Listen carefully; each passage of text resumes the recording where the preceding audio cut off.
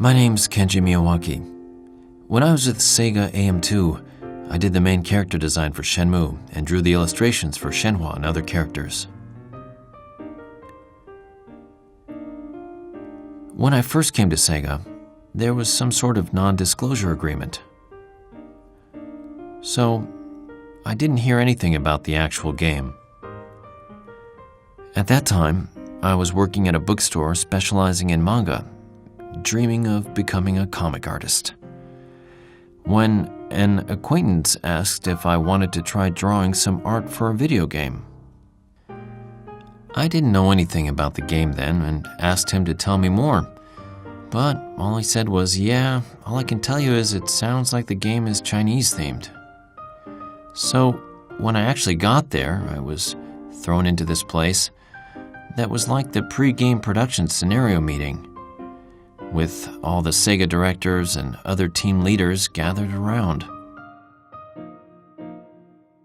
And I was there because they wanted someone to put some impromptu concept designs on paper for the scenarios that they were laying out.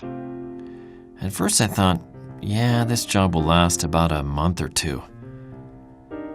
But at one of the meetings, there was this scene where the main character is traveling in Tibet with a Tibetan girl he meets there. I was asked to draw the scene, so I did it up right there. That was actually the basis for Shenhua. Well, her name wasn't Shenhua yet. But when Yu Suzuki saw it, he really took a liking to it. I got my start when he asked me then to stay on as a designer and do the character illustrations. As many fans may already know from the internet, there's a village that was deleted from the final version of Shenmue. The villagers all wore traditional Chinese folk clothing. The set was like at a Shaolin monastery.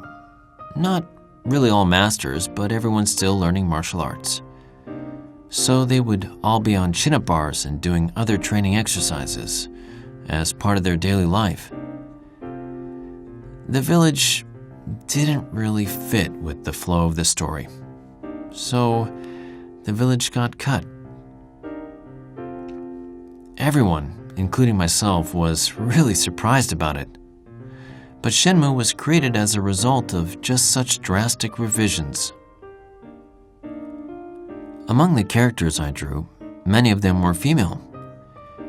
But I would have to say I'm especially fond of Shuing. Shuing was imagined as a master of both the Baiji Kwang and Piguakan fighting styles. And on top of that was this cool and beautiful figure with a commanding presence. I pretty much had that in mind from the start. By giving her almond-shaped eyes, she came out to be very proper-looking. I had this clear picture in my mind of her dancing away at her forms on a moonlit night. So I made her outfit bright blue like it was reflecting the moonlight. And like that, she was from the early stages on one of the first fully formed characters.